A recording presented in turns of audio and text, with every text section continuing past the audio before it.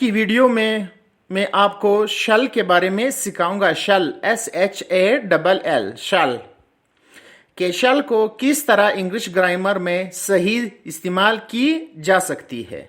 तो मेरे साथ रहिए, आपको पढ़ाऊंगा और सिखाऊंगा। अभी सबसे पहले शल को हम थ्रेटनिंग यानी धमकाने के लिए या किसी से जोर जबरदस्ती कोई काम करवाने के लिए हम इस्तेमाल करते हैं।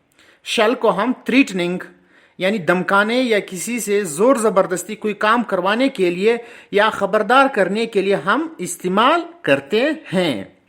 मिसाल के तौर पर, आपको मिसाल से अच्छी तरीके से समझ में आएगा। मिसाल के तौर पर अगर मैं लिखूं if you do this again you shall be dismissed, if you do this again you shall be dismissed। यहां पे धमकाने की बात की कि अगर आपने ऐसा किया तो आपको डिसमिस कर दिया जाएगा, पहला। दूसरा, you shall be punished, you shall be punished, यहां पे भी धमकाने की बात हो रही है। तीसरा, if you violate the traffic rules in Dubai you shall be prisoned। समझ में आई बात कि अगर आपने दुबई में ट्रैफिक कानून की खिलाफवर्जी की तो आपको जेल भेजा जाएगा। तो ये पहला था, धमकाने के लिए हम शल इस्तेमाल करते हैं। दूसरा, शल को हम प्रोमिस यानी वादा निभाने के लिए या वादा करने के लिए हम इस्तेमाल करते हैं। वादा करने या वादा निभाने के लिए भी हम शल इस्तेमाल करते हैं। मसलन, you shall have a holiday tomorrow, you shall have a holiday tomorrow. एक और, we shall be awarded, we shall be awarded. एक और लिख लेते हैं, we shall give you a party, we shall give you a party. समझ में ही बात। इन सब सेंटेंसेस में हमने वादा निभाने या वादा करने के लिए हमने इस्तेमाल किया शैल।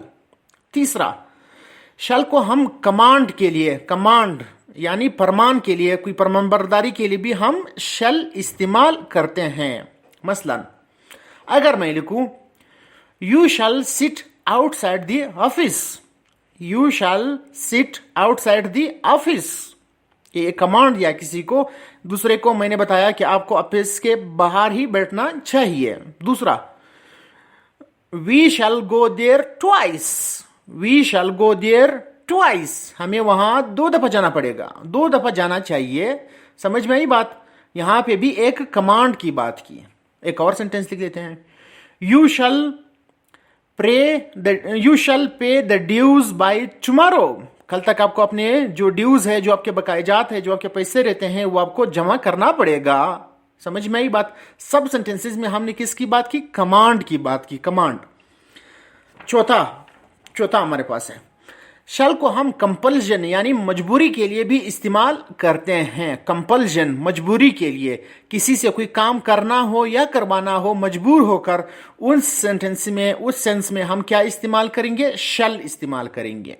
मसलन, you shall come to the school at 10, you shall come to the school at 10, 10 बजे ही आपको आना पड़ेगा हर रोज, मजबूरी है ना। दूसरा, student shall pay their fee by 8th of every month, students को हर महीने की 8 तारीख को फीस जमा करना ही पड़ेगा, हर हाल में जमा करना ही पड़ेगा। समझ में ही बात। यहां पे हमने क्या इस्तेमाल किया? शल इस्तेमाल किया।